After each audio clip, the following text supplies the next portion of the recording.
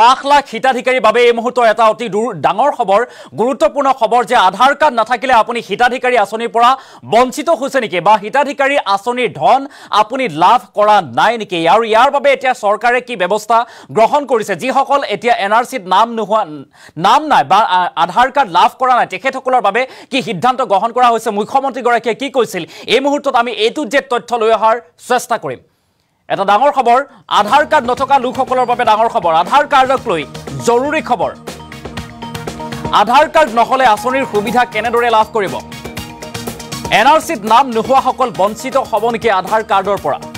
আধাৰ card নোপোৱাসকলক শীঘ্ৰেই নিয়ম অনুসৰি দিয়া হ'ব আধাৰ কাৰ্ড উচ্চতম ন্যায়ালয়ৰ ৰায়ৰ পাছতেই লোৱা হ'ব এই সিদ্ধান্ত বঞ্চিত হৈ থকা সকল ২৭ লাখ লোকৰ ইতিমধ্যে লোৱা হৈছে বায়োমেট্ৰিক আৰু সংৰক্ষণ কৰা হ'ব এই বায়োমেট্ৰিক এনআৰচিত নাম নথকা সকলক আধাৰ কাৰ্ড দিয়াৰ বাবে সুপ্ৰিম কোৰ্টে দায়িত্ব দিছে কেন্দ্ৰক আৰু আধাৰ কাৰ্ডক লৈ মুখ্যমন্ত্ৰী ডক্টৰ হিমন্ত বিশ্ব শৰ্মাৰ এই ঘোষণা আধাৰ কাৰ্ডক লৈ ডাঙৰ খবৰ পুনৰবাৰলৈ কৰিছো জৰুৰী খবৰ যিসকলৰ আধাৰ কাৰ্ড নাই আধাৰ কাৰ্ড নাথাকিলে আপোনালোকে আঁচনিৰ পৰা বঞ্চিত হৈছে নেকি এনআৰচিত নাম নোহোৱা সকল এতিয়া বঞ্চিত হ'ব নেকি আধাৰ কাৰ্ডৰ পৰা বা অন্যান্য হিতাধিকাৰী আঁচনিৰ পৰা আধাৰ কাৰ্ড নোপোৱা সকলক শীঘ্ৰেই নিয়ম অনুসৰি দিয়া হ'ব আধাৰ কাৰ্ড উচ্চতম ন্যায়ালয়ৰ ৰায়ৰ পাছতেই লোৱা হ'ব এই সিদ্ধান্ত বঞ্চিত হৈ থকা ২৭ লাখ লোকৰ ইতিমধ্যে লোৱা হৈছে বায়োমেট্ৰিক আৰু সংৰক্ষণ কৰা হ'ব এই বায়োমেট্ৰিক এই ঘোষণা কৰা হৈছে এনআৰচিত নাম নথকা সকলক আধাৰ কাৰ্ড দিয়াৰ বাবে সুপ্ৰিম কোৰ্টে দায়িত্ব দিছে কেন্দ্ৰক আৰু আধাৰ কাৰ্ডক লৈ ৰাজ্যৰ মুখ্যমন্ত্ৰী ডক্টৰ হিমন্ত বিশ্ব শৰ্মাৰ এই বৃহৎ ঘোষণা পুনৰবাৰলৈ কৰিছো আধাৰ কাৰ্ডক লৈ এটা অতি জৰুৰী খবৰ যিসকল আধাৰ কাৰ্ডৰ পৰা বঞ্চিত হৈছে আৰু আধাৰ কাৰ্ড নথকাৰ বাবে যিসকল লোক হিতাধিকাৰী আঁচনিৰ পৰা মূলত বঞ্চিত হৈছে তেখেতসকলক লৈ জৰুৰী খবৰ আৰু যিসকলে আধাৰ কাৰ্ড এতিয়াও লাভ কৰা নাই বা হিতাধিকাৰী আঁচনি ৰেচন কাৰ্ড হওক বা অৰুণোদয় আঁচনি লাভ কৰা নাই তেখেতসকলৰ বাবে এই জৰুৰী খবৰটো আৰু সেইসকল লোকক নিয়ম অনুসৰি এতিয়া আধাৰ কাৰ্ড বিতৰণ কৰা হ'ব বা প্ৰদান কৰা হ'ব বুলি ঘোষণা কৰিছে মুখ্যমন্ত্ৰীগৰাকীয়ে আৰু উচ্চতম ন্যায়ালয়ৰ ৰায়ৰ পাছত লোৱা হ'ব এই সিদ্ধান্ত আৰু বঞ্চিত হৈ থকা ২৭ লাখ লোকৰ ইতিমধ্যে লোৱা হৈছে বায়োমেট্ৰিক আৰু বায়োমেট্ৰিক যেহেতু সংৰক্ষণ কৰা হ'ব বুলি কৈছে এনআৰচিত নাম নথকা সকলক আধাৰ কাৰ্ড দিয়াৰ বাবে সুপ্ৰিম কোৰ্টে দায়িত্ব দিছে এতিয়া কেন্দ্ৰীয় চৰকাৰক আৰু তাৰ পিছতেই আধাৰ কাৰ্ড নোপোৱা সকলক শীঘ্ৰেই নিয়ম অনুসৰি দিয়া হ'ব আধাৰ কাৰ্ড নথকা সকলক লৈ এটা বৃহৎ ঘোষণা আধাৰ কাৰ্ড যিসকল নাই তেখেতসকলৰ বাবে এই জৰুৰী খবৰ আধাৰ কাৰ্ড নাথাকিলে যিহেতু চৰকাৰৰ বিভিন্ন হিতাধিকাৰী আঁচনিৰ পৰা বঞ্চিত হৈছে চৰকাৰী ধন লাভ কৰা নাই গতিকে সেই সকল লোকৰ বাবে এই মুহূৰ্তত এটা জৰুৰী খবৰ মুখ্যমন্ত্ৰী ডক্টৰ হিমন্ত বিশ্ব শৰ্মাৰ ঘোষণা অনুসৰি যে এনআৰচিত নাম নথকা সকলক আধাৰ কাৰ্ড দিয়াৰ বাবে সুপ্ৰিম কোৰ্টে দেশৰ উচ্চতম ন্যায়ালয়ে এতিয়া দায়িত্ব দিছে কেন্দ্ৰীয় চৰকাৰক আৰু আধাৰ কাৰ্ড নোপোৱা সকলক শীঘ্ৰেই নিয়ম অনুসৰি দিয়া হ'ব আধাৰ কাৰ্ড উচ্চতম ন্যায়ালয়ৰ ৰায়ৰ পাছতেই লোৱা হ'ব এই সিদ্ধান্ত আৰু বঞ্চিত হৈ থকা ৰাজ্যৰ ২৭ লাখ লোকক ইতিমধ্যে বিতৰণ কৰিবৰ বাবে যুঁজা চলাই থকা হৈছে বুলি জনাইছে আৰু লোৱা হৈছে বায়োমেট্ৰিক আৰু সেইসমূহ বায়োমেট্ৰিক সংৰক্ষণ কৰা হ'ব বুলি ঘোষণা কৰিছে মুখ্যমন্ত্ৰী ডক্টৰ হিমন্ত বিশ্ব শৰ্মাই আৰু এই মুহূৰ্তত সদনৰ মজিয়াত মুখ্যমন্ত্ৰী ডক্টৰ হিমন্ত বিশ্ব শৰ্মাই আধাৰ কাৰ্ড যিসকলৰ নাই সেইসকল লোকক লৈ কি ঘোষণা কৰিছিল মুখ্যমন্ত্ৰীগৰাকী সেই মন্তব্য আগবঢ়াব দিব পৰা নাই মাননীয় অধ্যক্ষ মহোদয় ৰাজ্য চৰকাৰৰ আঁচনিৰ ক্ষেত্ৰত আধাৰ নহলেও কাৰো অসুবিধা নহয় তাক আমি এনচিউৰ কৰিছোঁ কিন্তু কেন্দ্ৰীয় চৰকাৰৰ ফৰ্মবিলাকত আধাৰ নম্বৰটো লিখা থাকে কাৰণে যিমানে আমি নিৰ্দেশ নিদিওঁ কিয় আধাৰ নোহোৱা মানুহখিনিয়ে কৰবাত নহয় কৰবাত অসুবিধাৰ সন্মুখীন হৈ আছে আনকি বিনামূলীয়া চাউলখিনিও বহুত আধাৰ নোহোৱা মানুহক আমি দিব পৰা নাই এই বিষয়টো যি ধৰণে আজি সদনত কোৱা হৈছে তাৰ লগত ময়ো একমত কিন্তু উচ্চতম ন্যায়ালয়ৰ লগত বা উচ্চতম ন্যায়ালয়ৰ নিৰ্দেশ থাকিলে ৰাজ্য চৰকাৰে বহুত কাম কৰিব খুজিলেও কৰিব নোৱাৰে তাৰ কাৰণে মই ভাৰত চৰকাৰৰ লগত অনানুষ্ঠানিকভাৱে কথা বতৰা পাতিছোঁ আনুষ্ঠানিক চিঠি লিখিছোঁ শেহতীয়াকৈ কিছু সমস্যাটো সমাধানৰ মই অলপ আশা দেখিছোঁ যে ঠিক আছে এটা সমাধানৰ ফালে যাব পাৰে বিষয়টোলৈ ময়ো সংবেদনশীল ময়ো সহানুভূতিশীল চেষ্টা কৰি আছোঁ কিন্তু কিছুমান কাম আমি চেষ্টা কৰিলেও নহয়গৈ তাৰ ভিতৰত এইটো এটা কাৰণ উচ্চতম ন্যায়ালয়ৰ লগত আমি নোৱাৰোগৈ বহুত ক্ষেত্ৰত কাৰণ তেওঁলোকৰ এটা নিজস্ব চিন্তাধাৰা আছে এটা সময়ত লাগিলে আমি সকলো উচ্চতম ন্যায়ালয়তে যাব লাগিব, তেনেকুৱাও লাগিলে কৰিব লাগিব। কিন্তু বৰ্তমান কিছু সমাধানৰ ফালে অলপ ভাৰত চৰকাৰে প্ৰচেষ্টা চলাইছে আৰু মই ভাবোঁ যে তাত হয়তো আমি কিছু ফল দেখিম, কিন্তু আংশিক ফল দেখিম, পূৰা নেদেখোঁ। পূৰাৰ কাৰণে আমি আৰু অলপ যত্ন কৰিব লাগিব। মাননীয় অধ্যক্ষ মহোদয়, ৰাজ্য চৰকাৰৰ আঁচনিৰ ক্ষেত্ৰত আধাৰ নহ'লেও কাৰো অসুবিধা নহয়, তাক আমি এনচিয়ৰ কৰিছোঁ। কিন্তু কেন্দ্ৰীয় চৰকাৰৰ ফৰ্মবিলাকত আধাৰ নম্বৰটো লিখা থাকে। সেইকাৰণে যিমানেই আমি নিৰ্দেশ নিদিওঁ কিয়, আধাৰ নোহোৱা মানুহখিনিয়ে ক'ৰবাত নহয় ক'ৰবাত অসুবিধাৰ সন্মুখীন হৈ আছে। আনকি বিনামূলীয়া চাউলখিনিও বহুত আধাৰ নোহোৱা মানুহক আমি দিব পৰা নাই। এই বিষয়টো যি ধৰণে আজি সদনত কোৱা হৈছে তাৰ লগত ময়ো একমত। কিন্তু উচ্চতম ন্যায়ালয়ৰ লগত বা উচ্চতম ন্যায়ালয়ৰ নিৰ্দেশ থাকিলে ৰাজ্য চৰকাৰে বহুত কাম কৰিব খুজিলেও কৰিব নোৱাৰে। তাৰ কাৰণে মই ভাৰত চৰকাৰৰ লগত অনানুষ্ঠানিকভাৱে কথা বতৰা পাতিছোঁ, আনুষ্ঠানিক চিঠি লিখিছোঁ। শেহতীয়াকৈ কিছু সমস্যাটো সমাধানৰ মই অলপ আশা দেখিছোঁ যে ঠিক আছে, এটা সমাধানৰ ফালে যাব পাৰে। বিষয়টোলৈ ময়ো সংবেদনশীল, ময়ো সহানুভূতিশীল, চেষ্টা কৰি আছোঁ। কিন্তু কিছুমান কাম আমি চেষ্টা কৰিলেও নহয়গৈ, তাৰ ভিতৰত এইটো এটা। কাৰণ উচ্চতম ন্যায়ালয়ৰ লগত আমি নোৱাৰোঁগৈ বহুত ক্ষেত্ৰত, কাৰণ তেওঁলোকৰ এটা নিজস্ব চিন্তাধাৰা আছে।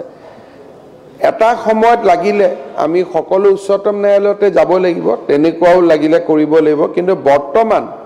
কিছু সমাধানৰ ফালে অলপ ভাৰত চৰকাৰে প্ৰচেষ্টা চলাইছে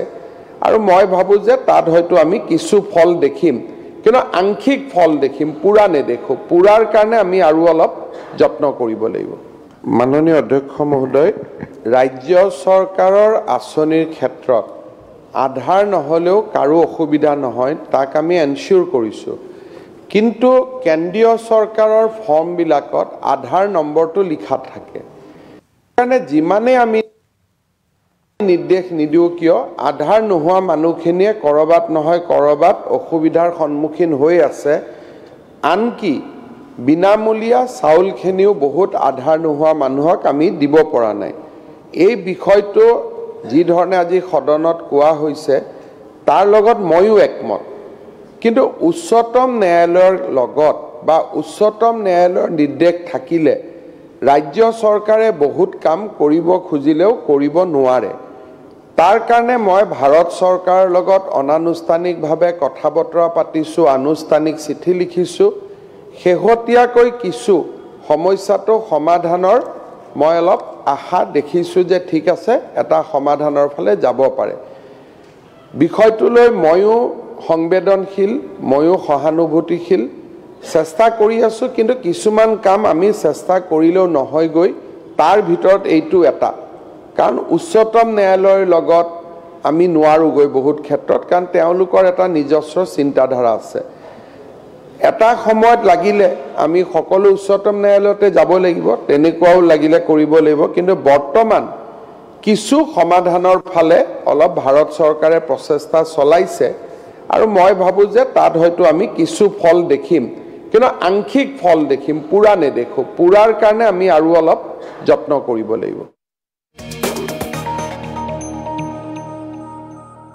যিসকল লোকে আধাৰ কাৰ্ড নোহোৱাৰ বাবে ৰেচন কাৰ্ডৰ পৰা যিসকল বঞ্চিত হৈছে, সেইসকল লোকক এতিয়া ৰেচন কাৰ্ড দিয়া বা চৰকাৰৰ যিসমূহ হিতাধিকাৰী আঁচনি সকলোবিলাক প্ৰদান কৰাৰ বাবে নিশ্চিত কৰা হৈছে বা তেখেতসকলক প্ৰদান কৰাৰ বাবে যোজা চলাই আছে। এই ঘোষণা কৰিছে মুখ্যমন্ত্ৰী ডক্টৰ হিমন্ত বিশ্ব শৰ্মাই। আৰু সোনকালে অতি শীঘ্ৰেই হয়তো এইসকল লোকেও চৰকাৰৰ হিতাধিকাৰী আঁচনিৰ অন্তৰ্ভুক্ত হ'ব, এই ঘোষণা কৰিছে মুখ্যমন্ত্ৰী ডক্টৰ হিমন্ত বিশ্ব শৰ্মাই। আধাৰ কাৰ্ড নাথাকিলে কোন কোন আঁচনিৰ পৰা বঞ্চিত হ'ব বা কি আঁচনি লাভ নকৰিব, চৰকাৰী ঘৰ হওক বা ৰেচন কাৰ্ড, অৰুণোদয় আঁচনি বা আয়ুষ্মান কাৰ্ড, এইসমূহৰ পৰা বঞ্চিত হ'ব নেকি ইত্যাদি বিভিন্ন কেতবোৰ প্ৰশ্ন আছিল, আলোচনা বিলোচনা চলি আহিছিল। আৰু তাৰ মাজতে ৰাজ্যৰ মুখ্যমন্ত্ৰী ডক্টৰ হিমন্ত বিশ্ব শৰ্মাই আজিৰ দিনটোত এই বৃহৎ ঘোষণা কৰা পৰিলক্ষিত হৈছে। ক্ষমা কৰিব, ইয়াৰ পূৰ্বে কৈছিল সদনৰ মজিয়াত মুখ্যমন্ত্ৰীগৰাকীয়ে কৈছিল, কিন্তু মুখ্যমন্ত্ৰীগৰাকীৰ মন্তব্য অনুসৰি মুখ্যমন্ত্ৰীগৰাকীয়ে কৈছে যে আমি যুঁজা চলাই আছোঁ উচ্চতম ন্যায়ালয়ৰ এটা দ্বাৰস্থ বিষয় হৈছে গতিকে যিসকল লোকৰ এনআৰচিত নাম নাই তেখেতসকলে আধাৰ কাৰ্ডৰ পৰা বঞ্চিত হৈছে সেইসকল লোকৰ বায়োমেট্ৰিক ইতিমধ্যে গ্ৰহণ কৰা হৈছে আৰু গতিকে তেখেতসকলক আমি আধাৰ কাৰ্ড বিতৰণ কৰিবৰ বাবে বা প্ৰদান কৰিবৰ বাবে যুঁজা চলাই আছোঁ আৰু যেতিয়াই আধাৰ কাৰ্ড তেখেতসকলে লাভ কৰিব আৰু কেন্দ্ৰীয় চৰকাৰৰ যিসমূহ আঁচনি ৰেচন কাৰ্ড হওক বা অন্যান্য যিসমূহ আঁচনি সেইসমূহৰ অন্তৰ্ভুক্ত হ'ব আৰু চৰকাৰী হিতাধিকাৰী হ'ব পাৰিব এইসকল নাগৰিকো এই ঘোষণা কৰিছে মুখ্যমন্ত্ৰী ডক্টৰ হিমন্ত বিশ্ব শৰ্মাই এই মুহূৰ্তত পুনৰবাৰ আমি ফুল প্লেট মাধ্যমৰ জৰিয়তে সেই বিশেষ খবৰটো লৈ অহাৰ চেষ্টা কৰিম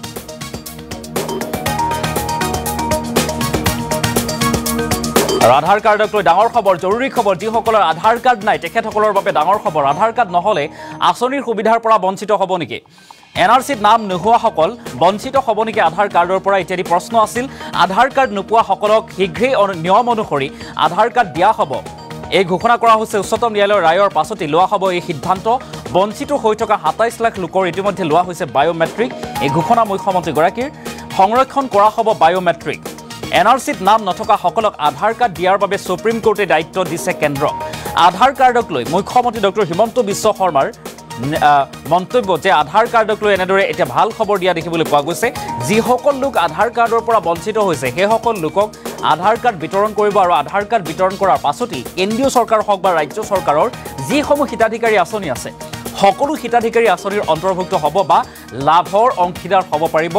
নাগৰিকসকল এই ঘোষণা কৰিলে সদনৰ মজিয়াত ৰাজ্যৰ মুখ্যমন্ত্ৰীগৰাকীয়ে এই ঘোষণা কৰা পৰিলক্ষিত হৈছিল পুনৰবাৰ মুখ্যমন্ত্ৰীগৰাকীৰ সেই বিশেষ ভাষ্য আমি শুনোৱাৰ চেষ্টা কৰিম মই অলপ আশা দেখিছোঁ যে মাননীয় অধ্যক্ষ মহোদয় ৰাজ্য চৰকাৰৰ আঁচনিৰ ক্ষেত্ৰত আধাৰ নহ'লেও কাৰো অসুবিধা নহয় তাক আমি এনচিয়ৰ কৰিছোঁ কিন্তু কেন্দ্ৰীয় চৰকাৰৰ ফৰ্মবিলাকত আধাৰ নম্বৰটো লিখা থাকে সেইকাৰণে যিমানে আমি নিৰ্দেশ নিদিওঁ কিয় আধাৰ নোহোৱা মানুহখিনিয়ে ক'ৰবাত নহয় ক'ৰবাত অসুবিধাৰ সন্মুখীন হৈ আছে আনকি বিনামূলীয়া চাউলখিনিও বহুত আধাৰ নোহোৱা মানুহক আমি দিব পৰা নাই এই বিষয়টো যি ধৰণে আজি সদনত কোৱা হৈছে তাৰ লগত ময়ো একমত কিন্তু উচ্চতম ন্যায়ালয়ৰ লগত বা উচ্চতম ন্যায়ালয়ৰ নিৰ্দেশ থাকিলে ৰাজ্য চৰকাৰে বহুত কাম কৰিব খুজিলেও কৰিব নোৱাৰে তাৰ কাৰণে মই ভাৰত চৰকাৰৰ লগত অনানুষ্ঠানিকভাৱে কথা বতৰা পাতিছোঁ আনুষ্ঠানিক চিঠি লিখিছোঁ শেহতীয়াকৈ কিছু সমস্যাটো সমাধানৰ মই অলপ আশা দেখিছোঁ যে ঠিক আছে এটা সমাধানৰ ফালে যাব পাৰে বিষয়টোলৈ ময়ো সংবেদনশীল ময়ো সহানুভূতিশীল চেষ্টা কৰি আছোঁ কিন্তু কিছুমান কাম আমি চেষ্টা কৰিলেও নহয়গৈ তাৰ ভিতৰত এইটো এটা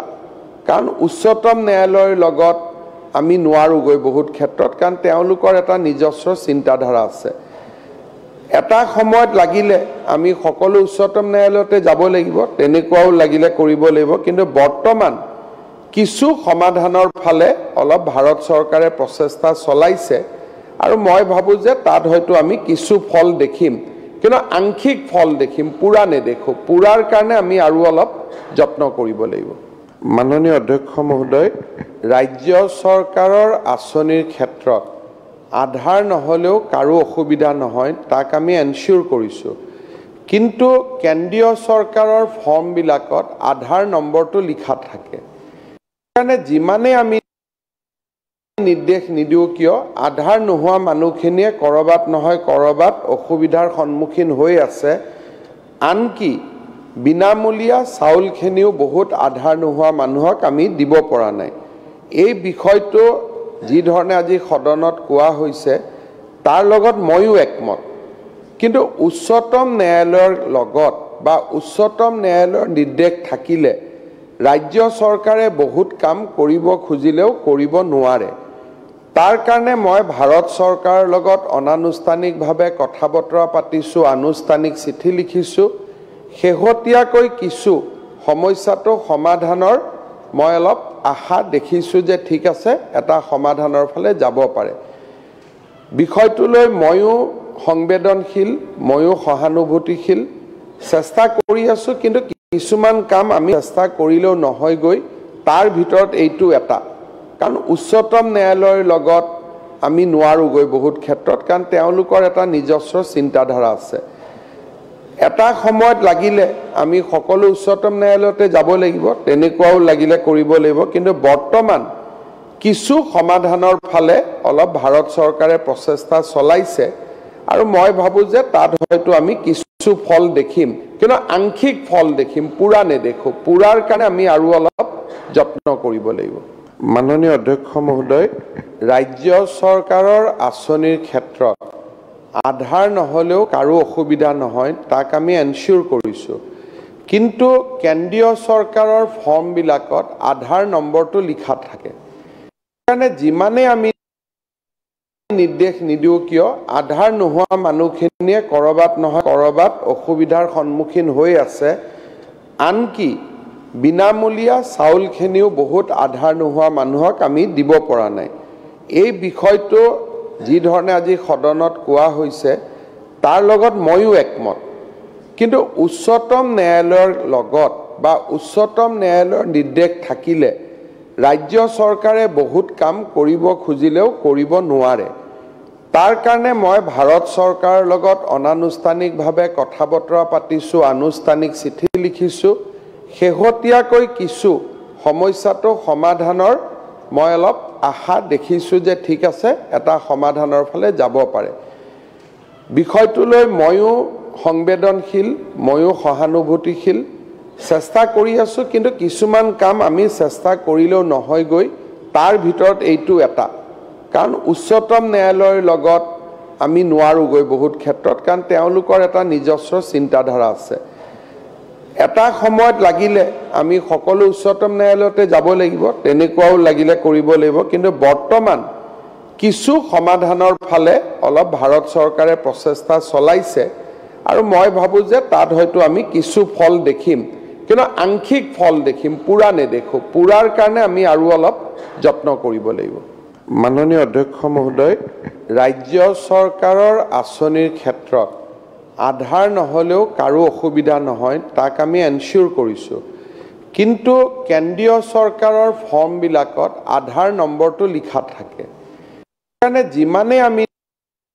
নিৰ্দেশ নিদিওঁ কিয়, আধাৰ নোহোৱা মানুহখিনিয়ে ক'ৰবাত নহয় ক'ৰবাত অসুবিধাৰ সন্মুখীন হৈ আছে। আনকি বিনামূলীয়া চাউলখিনিও বহুত আধাৰ নোহোৱা মানুহক আমি দিব পৰা নাই। এই বিষয়টো যি ধৰণে আজি সদনত কোৱা হৈছে তাৰ লগত ময়ো একমত, কিন্তু উচ্চতম ন্যায়ালয়ৰ লগত বা উচ্চতম ন্যায়ালয়ৰ নিৰ্দেশ থাকিলে ৰাজ্য চৰকাৰে বহুত কাম কৰিব খুজিলেও কৰিব নোৱাৰে।